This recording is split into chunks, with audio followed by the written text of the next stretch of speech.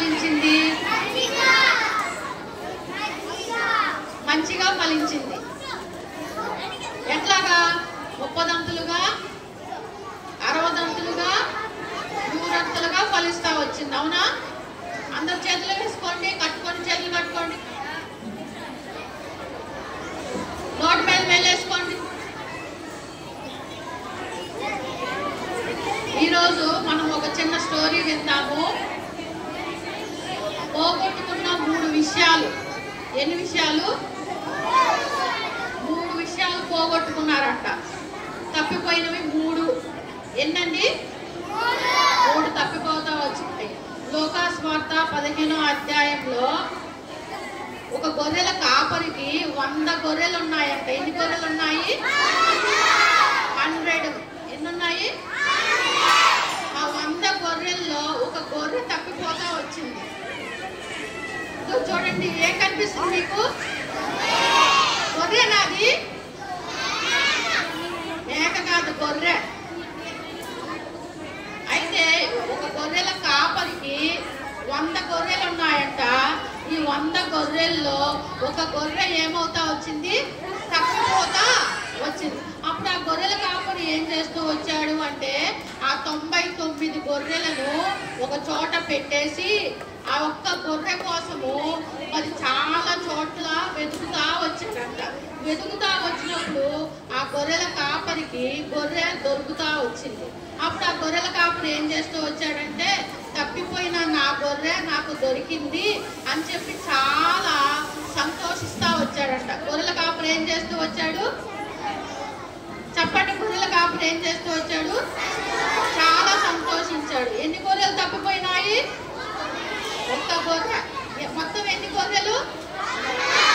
100 గొర్రెల్లో ఒకే ఒక గొర్రె తప్పిపోతా వచ్చింది. ఆ గొర్రెల కాపరి చాలా చోట్ల వెతుకుతా వచ్చాడంట. వెతికినప్పుడు ఆ గొర్రెల కాపరికి ఆ గొర్రె దొరికినప్పుడు ఆ గొర్రెల కాపరి ఏం చేస్తూ వచ్చాడంటే, తప్పిపోయిన నా గొర్రె నాకు దొరికిందని చెప్పి మరి ఆ గొర్రెల కాపరి ఏం చేస్తూ వచ్చాడు? సంతోషిస్తా వచ్చాడు. ఏం చేస్తూ వచ్చాడు చెప్పండి పిల్లలు? రెండవదిగా పోగొట్టుకున్న విషయం ఏంటంటే, తప్పిపోయిన ఒక స్త్రీకి వెండి నాణ్యం పోగొట్టుకున్నట్టు. ఏం పోగొట్టుకుంది? వెండి నాణ్యము. ఇవి ఎన్ని ఉన్నాయంటే ఆ స్త్రీ దగ్గర 10 వెండి నాణ్యాలు ఉన్నాయి. ఎన్ని ఉన్నాయి? 10 వెండి నాణ్యాలు ఉంటే ఆ స్త్రీ ఏం చేస్తూ వచ్చిందంటే, ఒక వెండి నాణ్యాన్ని కూడా ఆమె కూడా ఏం చేసింది? పోగొట్టుకుంది. ఏం చేసింది? పోగొట్టుకుంది. ఆ స్త్రీ ఏం చేస్తూ వచ్చిందంటే, జాగ్రత్తగా ఇల్లు ఊడ్చుకుంటా వచ్చిందంట. అన్ని చోట్ల వెతికిందంట. దొరికే అంత వరకు కూడా ఆ స్త్రీ ఏం చేస్తూ వచ్చిందంటే, దీపాన్ని వెలిగించి ఒక చీపురు తీసుకొని మెల్లిగా జాగ్రత్తగా వెతుకుతా వచ్చింది. అప్పుడు ఆ స్త్రీకి ఏం దొరికింది? ఒక వెండి నాణ్యం. అక్కడ స్త్రీ కనిపిస్తుందా మీకు? ఆ స్త్రీ ఏం చేస్తూ వచ్చిందంటే, వెండి నాణ్యాన్ని జాగ్రత్తగా ఒక చీపురు తీసుకొని దీపాన్ని వెలిగించి ఊడ్చిందంట. అన్ని చోట్ల ఊడుస్తా వచ్చినప్పుడు ఆమె పోగొట్టుకున్న ఆమె వెండి నాణ్యము ఆమెకి దొరుకుతా వచ్చింది. అప్పుడు ఆమె ఏం చేసింది? బయటికి వెళ్ళి చెలికత్తల్ని పిలుచుకొని వచ్చి, తప్పిపోయినది పోగొట్టుకున్న నా వెండి నాణ్యం దొరికిందని చెప్పి అక్కడ చెలికత్తలు చూపించి ఆమె కూడా ఏం చేస్తూ వచ్చింది? అందరితో సంతోషిస్తా వచ్చింది. మొదటిగా గొర్రెల కాపరికి ఎన్ని గొర్రెలు ఉన్నాయి చెప్పండి? 100 గొర్రెలు ఉన్నాయి. ఈ 100లో ఎన్ని పోయినాయి? అప్పుడు ఇంకెన్ని ఉన్నాయి? 99 గొర్రెలు. ఈ గొర్రెల కాపరి ఏం చేస్తూ వచ్చాడు? చాలా చోట్ల వెతికినాడంట. అయ్యో నా గొర్రె పోయింది, అయ్యో నా గొర్రె పోయిందని వెతుకుతా వచ్చాడంట. అప్పుడు గొర్రెల కాపరి గొర్రె దొరికిందా? దొరికిందా? అప్పుడు గొర్రెల కాపరి ఏం చేశాడు? చాలా సంతోషించాడంట. ఏమని? తప్పిపోయిన నా గొర్రె నాకు దొరికింది అని చెప్పి ఆ యొక్క గొర్రెల కాపరి సంతోషిస్తా వచ్చాడు. ఇప్పుడు ఈ స్త్రీ ఏం చేస్తూ వచ్చింది? ఆమెకి ఎన్ని వెండి నాణ్యాలు ఉన్నాయండి? 10 వెండి నాణ్యాలు ఉన్నాయి. ఈ 10లో ఎన్ని పోయినాయి? ఎన్ని ఉన్నాయి? 9. ఇప్పుడు ఆమె ఏం చేస్తూ వచ్చింది? దీపాన్ని వెలిగించి చీపురు తీసుకొని అన్ని చోట్ల ఊడ్చిందంట. జాగ్రత్తగా వెతికిందంట. అప్పుడు ఆమె పోగొట్టుకున్న ఆమె వెండి నాణ్యం ఆమెకి ఏమైంది?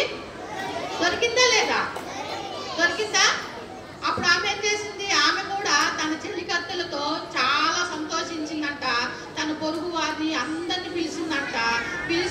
తప్పిపోయిన మరి పోగొట్టుకున్న నా వెండి నాణ్యం నాకు దొరికింది, నేను సంతోషిస్తున్నాను, నాతో కూడా మీరు కూడా ఏం చేయండి, సంతోషించండి అని చెప్పి ఆమె పోగొట్టుకున్న ఆమె వెండి నాణ్యము దొరికింది.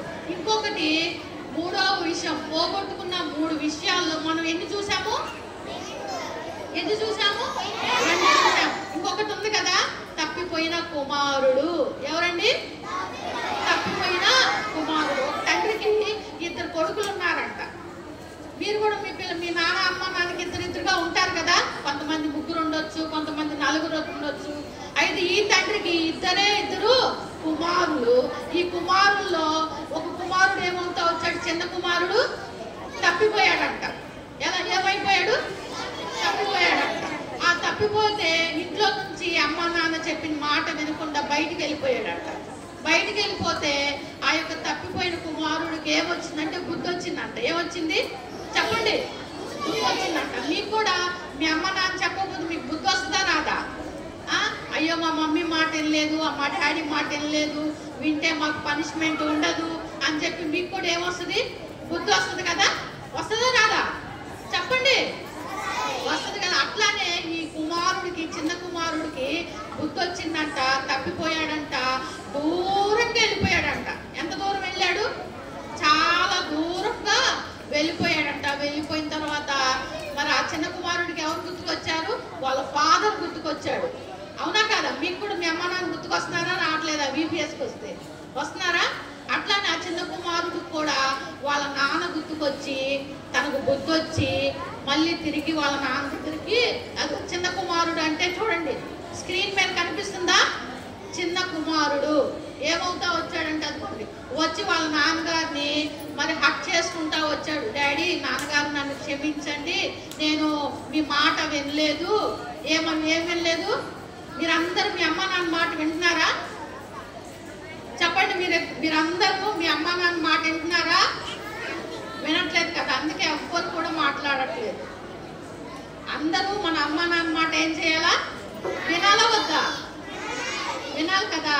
ఈ చిన్న కుమారుడు ఏం చేస్తూ వచ్చాడంటే వాళ్ళ నాన్న మాట వినకుండా దూర దేశానికి వెళ్ళి ఎంతో నష్టపోయి ఎన్నో బాధలు తెచ్చుకొని ఆ తర్వాత వాళ్ళ నాన్నగారు గుర్తుకొస్తే మళ్ళీ వాళ్ళ నాన్నగారి దగ్గరికి వస్తే వాళ్ళ నాన్నగారు ఏం చేస్తూ వచ్చారు? అబ్బాయిని కౌగిలించుకున్నాడు, హక్ చేసుకుంటా వచ్చాడు. తప్పిపోయిన కుమారుడు కూడా మళ్ళీ దొరుకుతా వచ్చాడు. ఇప్పుడు తప్పిపోయిన గొర్రె దొరికిందా? చెప్పండి. తప్పిపోయిన గొర్రె దొరికిందా? తప్పిపోయిన నాణ్యం దొరికిందా? తప్పిపోయిన కుమారుడు తిరిగి వచ్చాడా? ఇప్పుడు మనం ఏం చేయాలా? మనం తప్పిపోయినామా లేకపోతే మార్గంలో ఉన్నామా? చెప్పండి. మార్గంలో ఉన్నారా? ఉదయం ఎంతమంది మార్నింగ్ పొద్దున్నే లేచి బైబిల్ చదువుకొని ప్రార్థన చేసుకున్నారు? అందరు చేసుకున్నారా? కొంతమంది చేయలేదు. చేయకపోతే వాళ్ళు ఏమైపోయినట్టు? తప్పిపోయినారు. వాళ్ళు ఏమైపోయినారు? తప్పిపోయినారు. పోయిన సంవత్సరం VPS నుంచి ఈ సంవత్సరం VPS వరకు ఎన్నిసార్లు యేసయ్య మాట విన్నారు? రోజు వింటున్నారు యేసయ్య మాట? వింటున్నారా నిజంగా? దేవుని కండ్ల నుండి మనం ఏం దాగలమా? పరుగిడినా దాగుకొనినా దేవుని కండ్ల నుండి మనము దాగలం. కాబట్టి అబద్ధాలు చెప్పకూడదు. పోయిన సంవత్సరం 24 VPS నుంచి ఈ 25 VPS వరకు యేసయ్య మాట వినలేకపోతే మనం కూడా ఏమైపోయినట్టు? తప్పిపోయినామా లేదా? తప్పిపోయినామా లేదా? అయితే యేసయ్య ఏమన్నాడంటే తప్పిపోయిన మనం కనుక మళ్ళీ యేసయ్య మాట వింటే యేసయ్య ఏం చేస్తాడు చెప్పండి పిల్లలు? అది మధ్యలో క్రాస్ ఉంది కదా, సిలువ గుర్తు. అక్కడ దాని అర్థం ఏంటంటే అక్కడ ఎవరు ఉన్నట్టు? యేసయ్య ఉన్నాడు. ఆ చుట్టుపక్కల 3 ఎవరు? తప్పిపోయిన కుమారుడు, తప్పిపోయిన గొర్రె, వెండి నాణ్యం కలిగిన స్త్రీ. వీళ్ళు 3 ఎక్కడికి వచ్చేసారు? యేసయ్య దగ్గరికి వచ్చేసారు కదా. క్రాస్ దగ్గరికి వచ్చారా రాలేదా? మనం కూడా ఎవరి దగ్గరికి వెళ్ళాలి? యేసయ్య దగ్గరికి వెళ్ళాలి. వెళ్ళకపోతే మనం కూడా తప్పిపోయిన వాళ్ళమే. మనం కూడా ఏంటో చెప్పండి? తప్పిపోయిన వాళ్ళమే. యేసయ్య మాట వినకపోతే తప్పిపోతాం, బైబిల్ చదువుకోకపోతే తప్పిపోతాం, ప్రార్థన చేసుకోకపోతే తప్పిపోతాం, అమ్మ నాన్న మాట వినకపోతే తప్పిపోతాం. మనం అందరం కూడా అలానే తప్పిపోతాం. అయితే మనం తప్పిపోవడం ఇష్టమా యేసయ్యకి? చెప్పండి పిల్లలు. తప్పిపోదామా? రోజు బైబిల్ చదువుకున్నామా? రోజు ప్రార్థన చేసుకున్నామా? రోజు అమ్మ నాన్న మాట విందామా? అప్పుడు యేసయ్య ఏమంటాడు తెలుసా? తప్పిపోయినది దొరికింది కాబట్టి తప్పిపోయిన నా బిడ్డలు నా మాట వింటున్నారని యేసయ్య పరలోకంలో ఏం చేస్తాడు చెప్పండి? సంతోషిస్తాడు. మెమరీ వర్స్ చెప్తాను చూడండి, నాతో మాట చెప్పండి. మీరు నాతో కూడా సంతోషించుడి, తప్పిపోయిన నా గొర్రె దొరికినది. లోకాస్వార్త 15వ అధ్యాయము 16వ వచనము. మీరు ఇలానే చదవాలి. లోకా 15:16 అంటే ఏం 15 ఏం 16. కాబట్టి లోకాస్వార్త చెప్పండి నాతో పాటు 15వ అధ్యాయము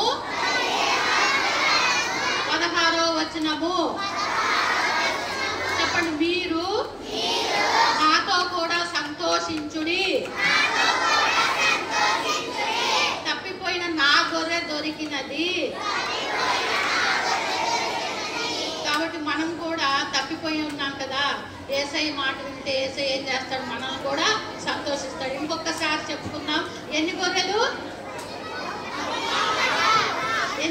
మొత్తం? 100. అందులో ఎన్ని పోయినాయి? ఎన్ని గొర్రెలు ఉన్నాయి? దొరికిందా లేదా గొర్రె? వెండి నాణ్యాలు ఎన్ని పోయినాయి?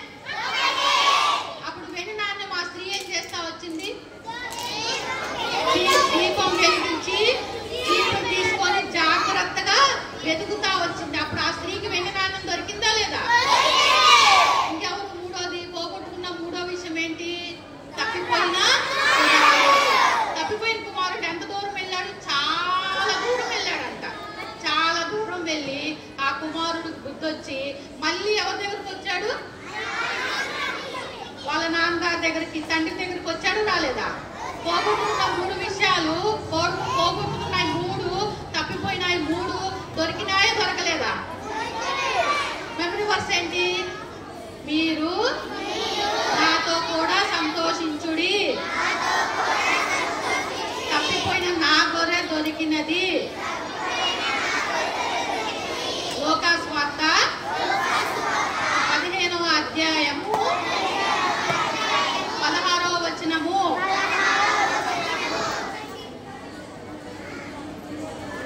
ప్రార్థన చేసుకుందామా? కలుసుకోండి. 1 2 3.